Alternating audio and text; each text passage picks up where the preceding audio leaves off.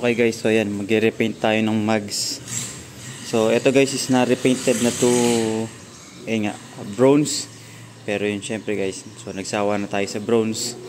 Since before pina-repaint ko lang siya, so tayo naman yung mag-repaint ngayon. Since ayan, meron tayong compressor. Ayan, may pang-paint tayo. So yun guys, so para mag-start tayo, need lang muna nating liyahin tong mugs syempre yan. Yan, makita nyo naman marumi, malapitan. Yan, lilinisin muna natin tapos lilihahin natin. So meron lang akong available na liha dito na 400 grit. So wala naman siyang masyado mga gas-gas. So kikinisin lang natin para kumapit yung i-spray natin. So ipa-primer natin tapos yung color na ilalagay natin. So hintayin nyo guys yung ilalagay kong color.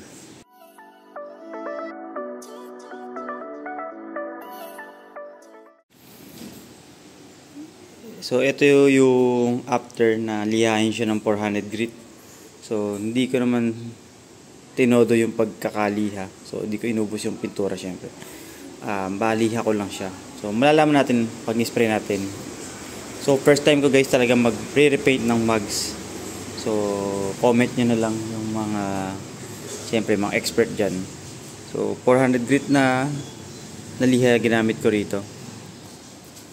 So lumabas yung dati niyang kulay ay yung blue. So pinatungan lang din kasi yung dati. Hindi na ako mag-strip to metal. So alam ko mas matrabaho pa yung strip to metal. So liha na lang. Since etong mugs ko is 4 keeps. So yun guys, so samahan niyo ako. So re-repaint natin tong mugs. Ayan, so naka-wrap up na siya guys. So ready na siyang primeran. Yan, so bukas ko na ipa-primer since hinapon na rin ako and yan, wala nang init ng araw. So simulan na natin na maaga bukas. Ayan, so ito lang yung nilagyan ko ng takip yung pinakarap kasi likod din naman makikita yan at saka matatanggal din naman siya eventually. So yan, goods. Tapos yung may pito niya, ayan, tinakpan ko na lang. Itong ibabaw lang pero ito okay lang mapinturahan yan sa akin. Ayan, so tagpi-tagping mga tape. Yan, tapos yung lamesa kinuberan ko para hindi mapinturahan. Then lalagyan ko rin dito bukas para hindi malagyan yung pader. Yan, white pa naman yung pader namin. So yun guys. So wait natin kinabukasan. Ayan, so kinabukasan na guys dito. So bago natin bugahan, ayan. So nasa base ng mga nabasa ko, ayan. Kasi yung iba, ordinary alcohol, isopropyl alcohol. So, mas sure daw is itong ilagay, denatured alcohol. Para matanggal yung mga alikabok, yan, mga dumi. So, yun muna gagawin natin bago tayo mag-primer. Ayan guys, so maghahalo tayo ngayon ng primer. So, sabi rito kasi is, yung ratio nito is 3:1. So, kung ano dami nung catalyst at saka nung primer natin ilalagay, is ganoon din karami syempre yung lalagyan natin thinner.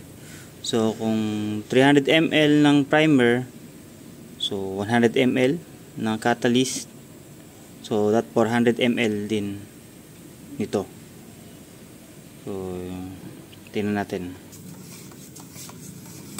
Wala na sukat, since mayroon naman sukatan dun, so tensiometer na gagawin natin.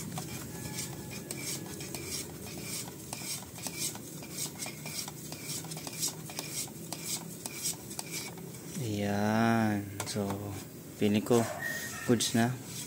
Ayan yung mga namuo kanina sa ilalim, so okay na.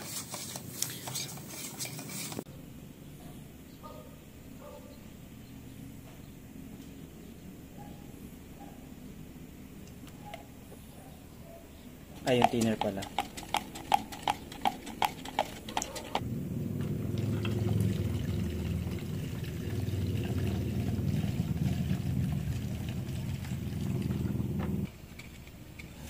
Primer.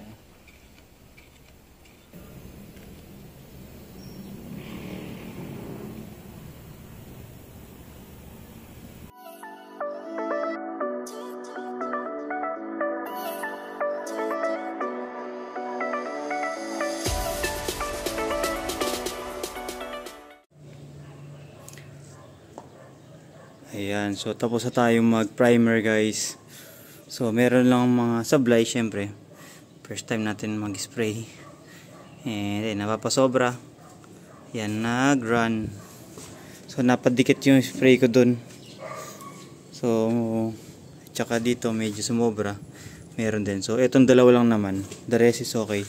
So napakapal ng konti since dinidikit ko sa may gilid eh. So yun, parang nag-practice lang ako dito. So ayan, pinapatayo ko lang, then lilihahin ko yung part na to tsaka dito para nuipes bago natin ilagay yung base coat.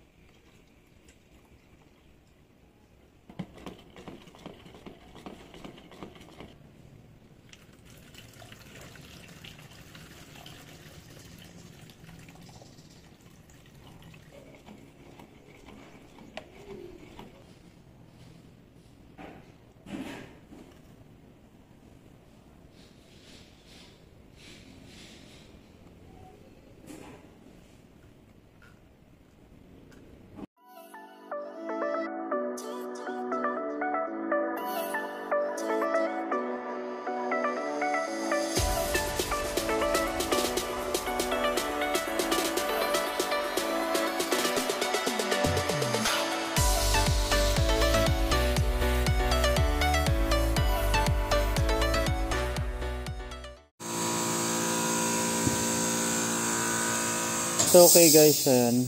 So nakakailang coat pa lang tayo since maninipis kasi yung ginagawa ko. And syempre ayoko naman biglain at baka tumulo na naman.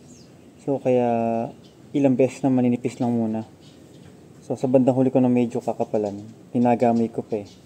So far ayan, goods pa naman yung paint natin, wala pa masyadong tumutulo. And yung kulay niya, malapit na lumabas yung pagka-magnesium blue niya.